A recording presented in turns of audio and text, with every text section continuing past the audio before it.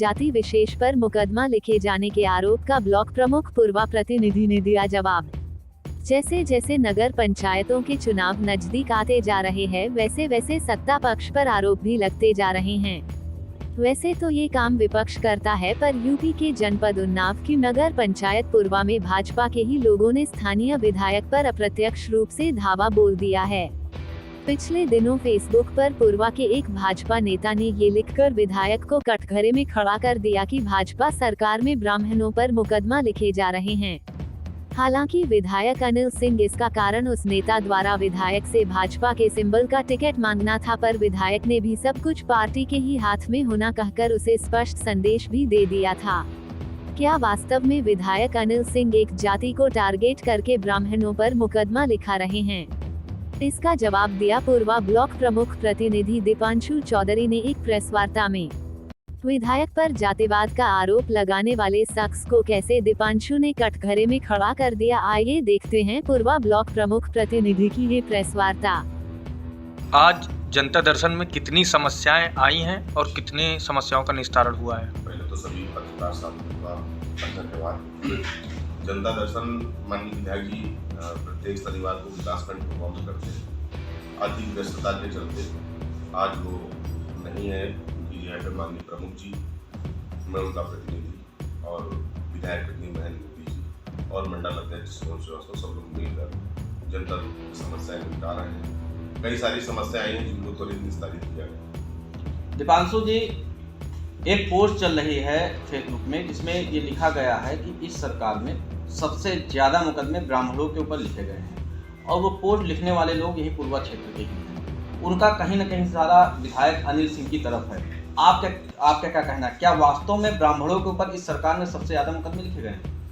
जो ये पोस्ट लिख रहे हैं वो जातिवादी हो सकते हैं। माननीय अनिल सिंह जी पूर्वा के विधायक हैं और उन्होंने पूर्वा की सेवा की है, ना एमएलए बन के नहीं की। वो यहाँ सेवादार बन के सेवा कर रहे हैं। उन्होंने किसी भी जाति को टारगेट नहीं किया है। जो लोग लिख रहे हैं, जिनके ऊपर मुकदमे लिखे गए, प्रशासन ने लिखा है। आप गरीब की जमीनों में कब्जा करेंगे, आप दलित को मारेंगे, आप पिछड़ों को सताएंगे तो मुकदमे लिखे जाएंगे। ये शासन का काम है। और भारतीय जनता पार्टी की सरकार जब से बनी है, आप देख रहे होंगे बहुत बड़े बड़े माफिया जेल काट रहे हैं और हमारी सरकार में अपने भी नेता को नहीं बख्शा जाता है। हम भी गलत करेंगे तो हमको भी वही सजा मिलेगी जो एक आम आदमी को मिलती है। ब्राह्मण विरोधी कहने वाले लोग, आप समाजवादी गवर्नमेंट का समय उठा के देख लीजिए।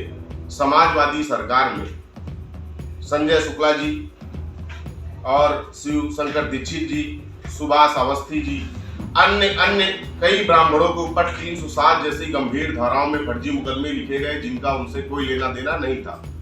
माननीय विधायक जी जब भी आते हैं क्षेत्र में वो सबको समान दर्जा देते हैं।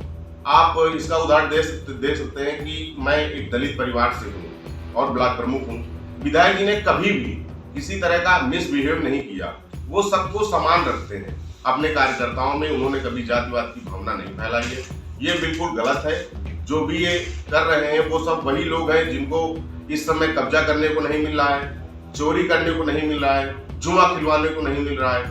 माननीय विधायक जी निष्पक्ष काम कर रहे हैं और ये हम लोग सब लोग देख ही रहे हैं। आप लोग भी पत्रकार साथी हैं, आप लोग और भी इसको गहराई से देख सकते हैं। आप आम जनता के बीच में जाके भी देख सकते हैं। और मैं तो बहुत धन्यवाद दूंगा आप सब लोगों का कि आप सब लोग हम लोगों की आवाज को।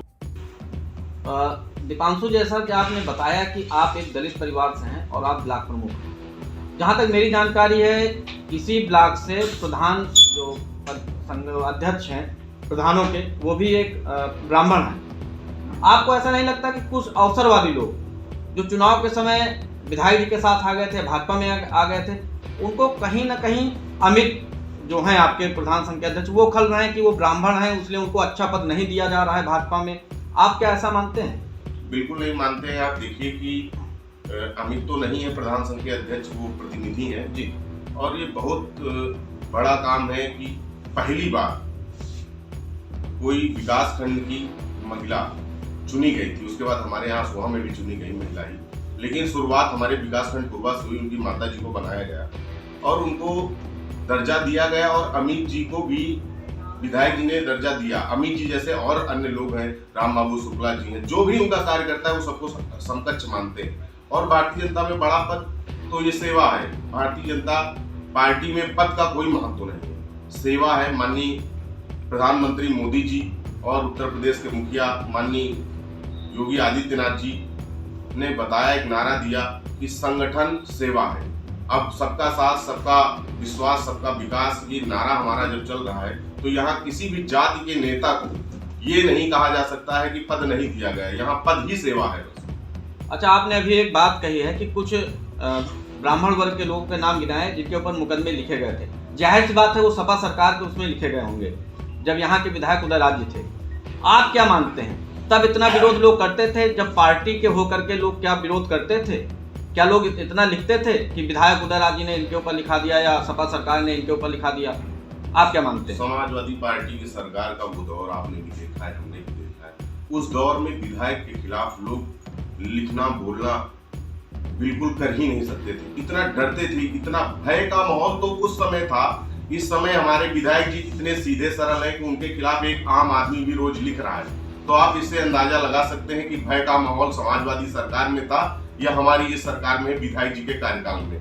दूसरी बात, समाजवादी पार्टी के वो विधायक थे उदयराज जी ब्राह्मणों के सामने, दलितों के सामने अब टेबल पे पैर रख के बैठते थे। कई लोगों ने देखा है, आप भी पत्रकार साथी हैं, आम जनमानस में जाएंगे, पूछेंगे तो लोग बताएंगे, उनके भी कार्यकर्ता है, उनसे भी पूछेंगे तो वो भी यही बताएंगे।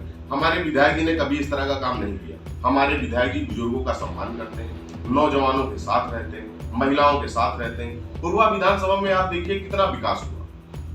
कभी पिछले 20 साल विधायक रहे हैं उदयराज जी, समाजवादी पार्टी की सरकार भी कई बार रही, इतना विकास हुआ पूर्वा विधानसभा में। आज आप अपनी बात, एक आम आदमी अपनी बात थाने में, कचहरी में, तहसील में और ब्लॉक में कह रहा है। पहले ये माहौल नहीं था, पहले माहौल था कुछ बिचौलिए आपकी आवाज को पहुंचाते थे। आज वही बिचौलिए कह रहे हैं कि ब्राह्मण को नुकसान मिल रहा है, ब्राह्मण के ऊपर मुकदमे। यही वो बिचौलिए हैं जिनकी दुकानें हमेशा के लिए बंद हो गई हैं। और मैं भी कहना चाहता हूं, ऐसे विधायक इस विधानसभा को नहीं मिलेंगे और आम जनता का प्यार उनके साथ है। इस तरह के बिचौलियों को हमको जरूरत भी नहीं है, जो गरीब की जमीन में कब्जा करें, जो जुआ खिलवाएं, सट्टेबाजी करें, दलाली करें। अब वो चाहे फिर जाति का आरोप लगाए या किसी धर्म का आरोप। धन्यवाद।